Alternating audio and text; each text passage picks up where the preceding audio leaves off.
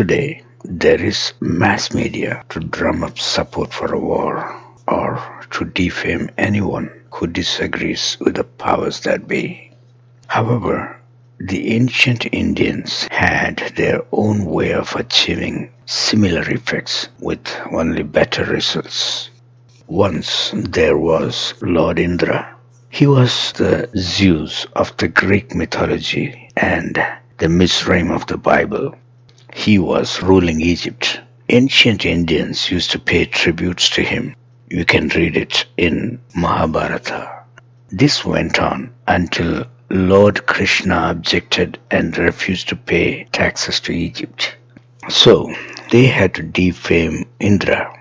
To achieve that, they made up an incident where Indra was sleeping with someone's wife. Then the husband returned and cursed Indra that because of what he did, his whole body was going to be covered with female genitalia.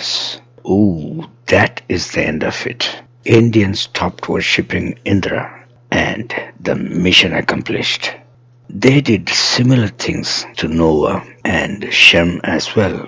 By the way, Noah is called Brahma in India. They call Brahma their creator, but they won't worship him. Do you know why?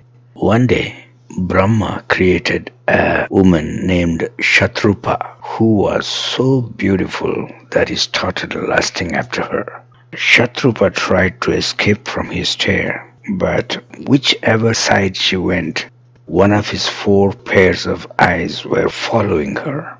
Thus, Brahma had degraded himself from being spiritual toward craving for mere mortal flesh.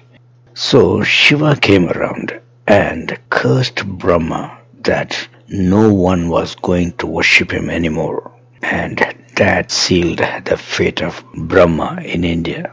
In fact, even calling Brahma the creator was done in order to wipe out the memory of the true God Jehovah, whom they know as Narayana. Narayana means the one who rested on the waters. From the Bible, we know that Jehovah is the one that rested on the waters.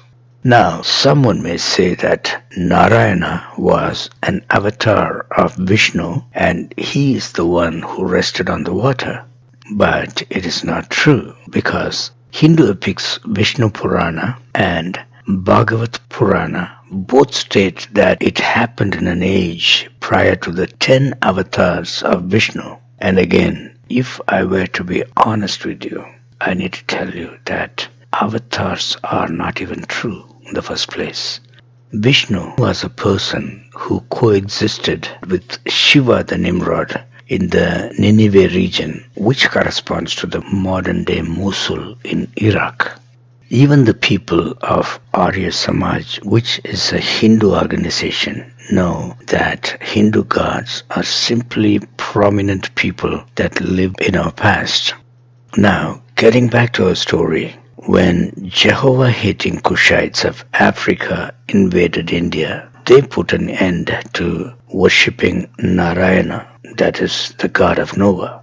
Then there was Noah's son Shem. He was the King Bharat, the founder of India. Today, people have been misled to think that he was the son of Dushyanta, while there were many kings and kingdoms that existed in India before Dushyanta. This mischief was done because they wanted people to forget Shem, the King Bharat, who was an ardent follower of Narayana, which is Jehovah. So they turned him into a clown in their mythologies by the name Narada, and thus Shem was forgotten as well. However, after I figured out that Shem the Narada was indeed the King Bharat of India, I was curious to know who they say his father is. Sure enough, it was Brahma the Noah. But their claim is that Brahma birthed Narada by the power of his mind. It may be partly true, but they are in denial about the second part where Noah enters his wife's tent with the power of his mind. Well, In spite of it all, Narada gives away the truth. Whenever he meets anyone, he always greets them by saying Narayana, which of course is Jehovah, the God of the Jews and the Christians today. Thanks for watching.